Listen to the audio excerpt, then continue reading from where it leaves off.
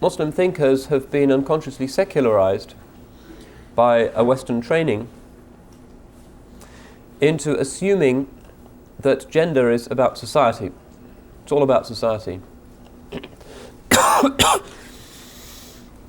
And this is not ultimately the religious understanding, because unlike modern secular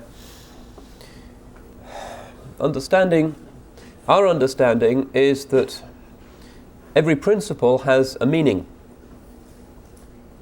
and that Allah subhanahu wa ta'ala is never guilty of abath or randomness or futility in any of the consistent principles which He has built into the structure of the universe and of our lives. Everything has a meaning.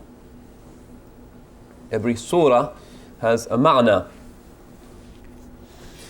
And the attempts of modern Muslim feminists, in many cases very committed religious women, to reflect upon gender in Islam has been drastically handicapped and even crippled by this forgetting of the fundamental principle that gender has to mean something, and it's only when you can grasp what are Allah subhanahu wa ta'ala's purposes in instituting this bifurcation of all of the higher animals, and certainly humanity, into two poles.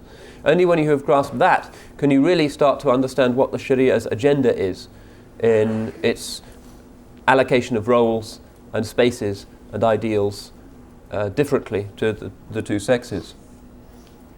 So we've put the cart before the horse, and we have accepted unconsciously a purely Western understanding of justice, which is that justice means equality. Now, our concept of justice is 1,000 times more nuanced than that. Our concept of justice means ultimately not the equal access of human beings to goods and to services and to rights and to responsibilities and to opportunities for personal enjoyment. Our definition of justice may incidentally encompass some of those things in its own way. But our definition of justice really is about the guaranteeing of human equality in the issue that really counts, which is becoming luminous candidates for salvation.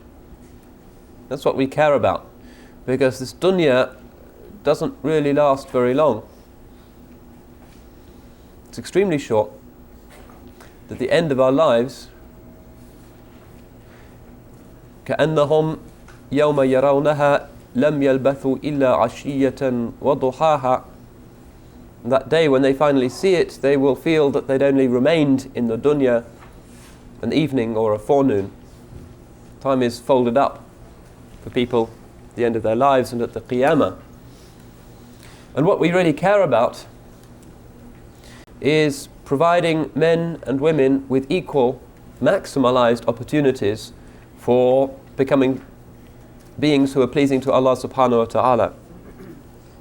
And what secular critics, blinkered by atheism, make of our social arrangements is to us entirely irrelevant, because we don't share their objectives, we don't care.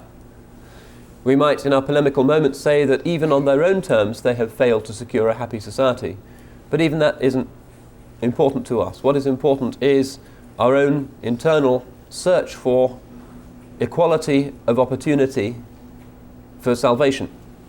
That's the beginning and the end of it. That's all we care about. As people of Tawheed, we are single-minded. And Islam has sought to bring about that equality in different ways for men and for women. Now, it has done this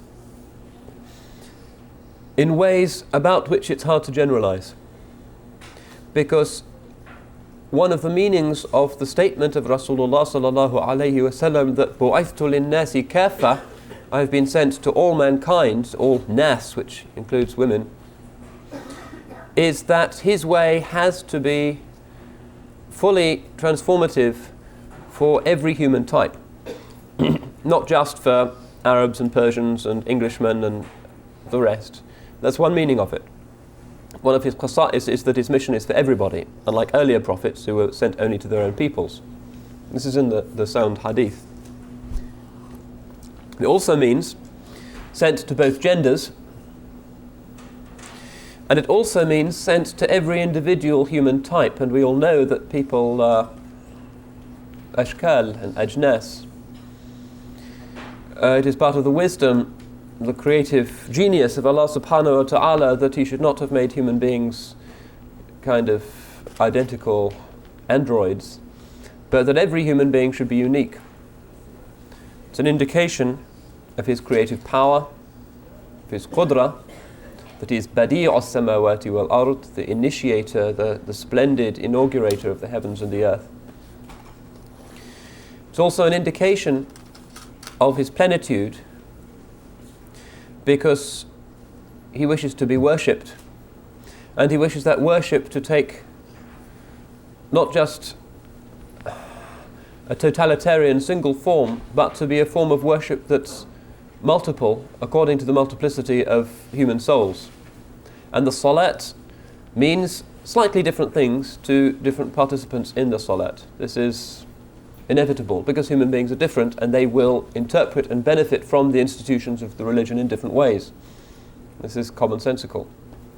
And it's one of the miracles of the Shari'a that the detailed practices that were laid down 1400 years ago are still so eminently transformative and effective and attractive to an indefinite variety of human types today as they were then.